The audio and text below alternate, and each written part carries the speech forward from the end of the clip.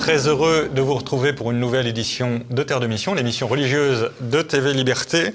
Je reçois de nouveau l'abbé Guy Pagès. Bonjour monsieur l'abbé. Bonjour Guillaume. Merci d'avoir accepté notre invitation.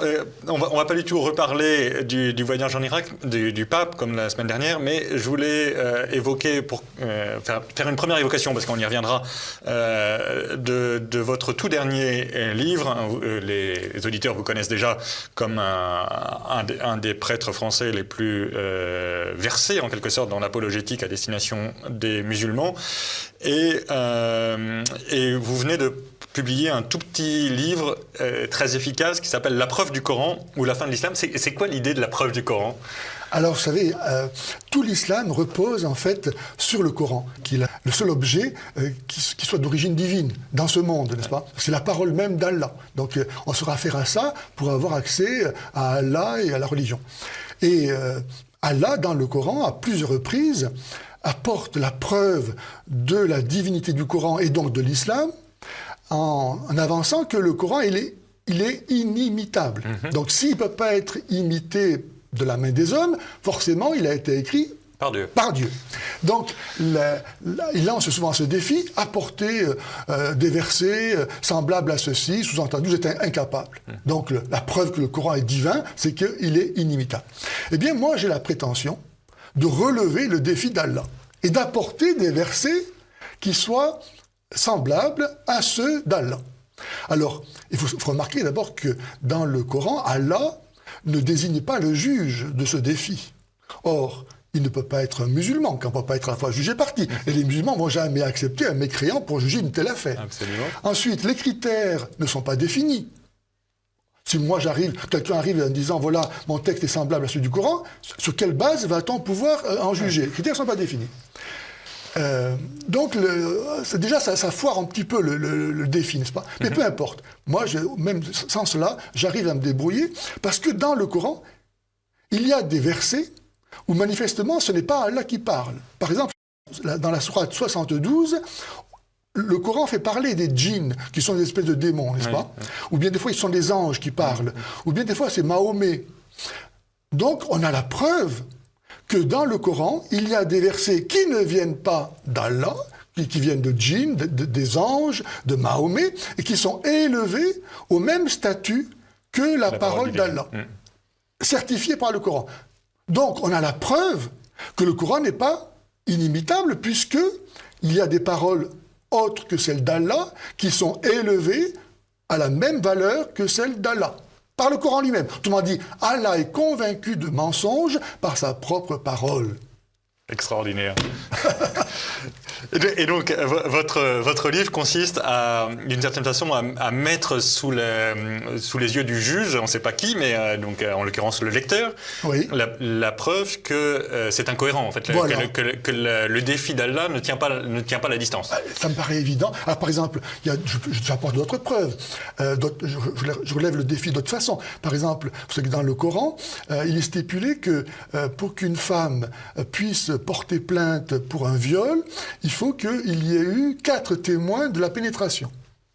Donc on sait bien qu'aujourd'hui, 4 hommes peuvent se mettre d'accord pour faire leur mauvais coup, s'arranger pour ne pas témoigner l'un pour l'autre.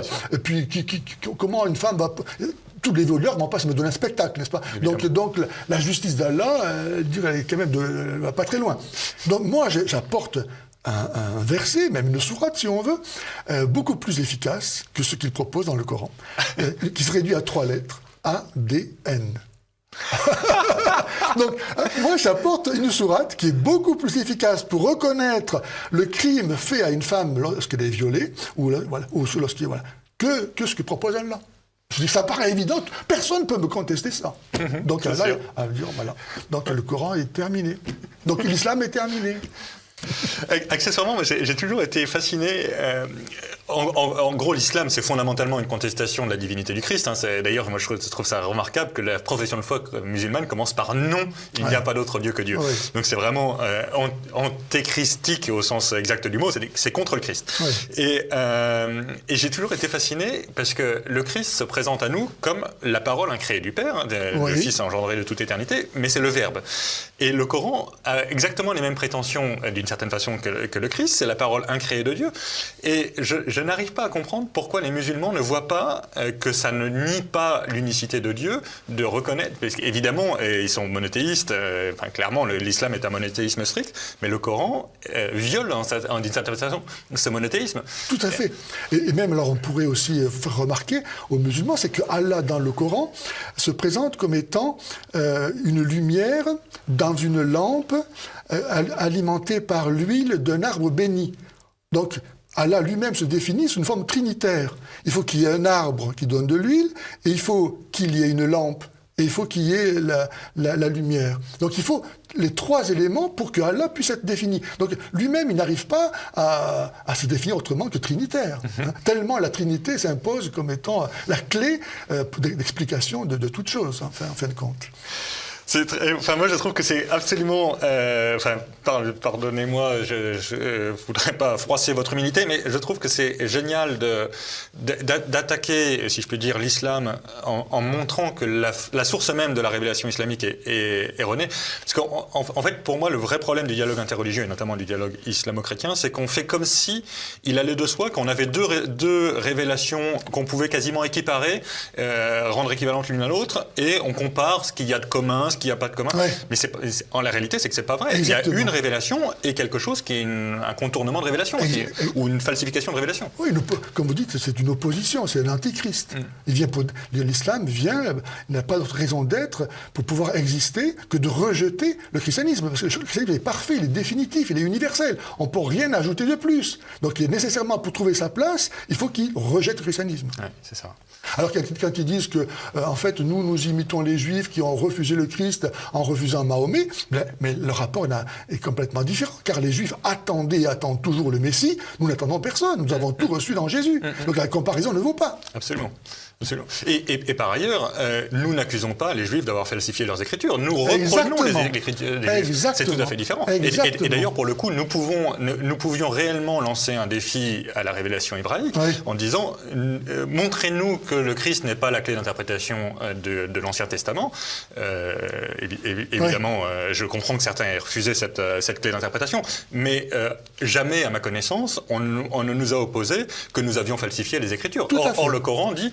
En fait, c'est les chrétiens qui ont changé l'évangile et c'est les juifs qui ont changé la Torah. Mais c'est pas vrai. Absolument. En tout cas, ils n'ont aucune preuve de ce qu'ils disent. Exactement. Et on pourrait rajouter à l'adresse des juifs, c'est que depuis que Jésus est venu, ils n'ont plus de temple, plus de sacerdoce, plus de prophète. C'est que la preuve en est que Dieu leur a tout donné en donnant Jésus. Quoi. Absolument. L'abbé Guy Pagès, La preuve du Coran ou la fin de l'islam, c'est chez DMN, Dominique Martin-Morin, excellent éditeur courageux qui vous a déjà édité plusieurs fois. Oui.